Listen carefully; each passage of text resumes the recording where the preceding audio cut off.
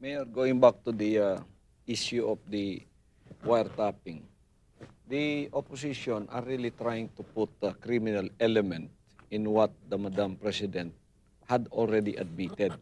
Is there really a criminal element? Because they said, although she had admitted it, she is not off the hook yet.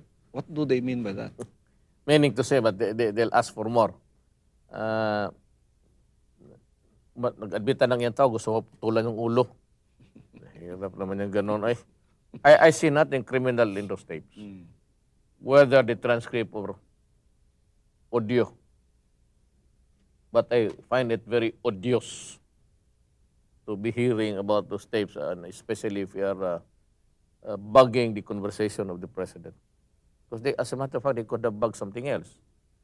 And maybe, minsan tumatawag na yan. And even I communicate something with the police and the military. And it has something to do with national security. That's a problem. Serious problem.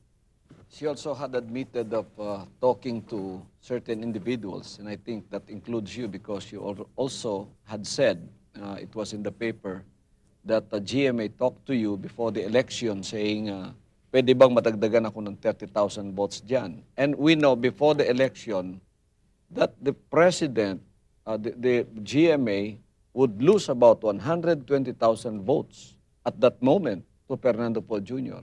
until you started campaigning. And you did not campaign for yourself, actually.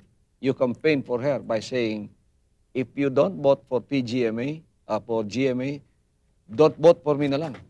So that's why, after the election, she won by more than 1,000 votes, from 120,000 negative to more than 1,000 votes that she won. What can you say about that? Pastor, I am very sure that they have intercepted everything during the last election. Not only that conversation with Garciliano, if he's really indeed the one, I am sure that the president communicated with everybody supporting her. And one of those, ako. And before the elections, she said that Rudy can, what's the survey there? Can I get about 30,000? Ma'am, that's impossible. Sabi niya, bakit? Sabi ko, ma'am, the survey shows that you cannot even get about 7,000. Swerte na masyado yan. Sabi niya, Rudy, I need something like 30,000 to have a very comfortable margin. Sabi ko, ma'am, hindi talaga kaya. At susubok ka. Sabi niya, Rudy, gawain mo lahat para ako makakuha naman tayo ng malaking. Pagka ganun,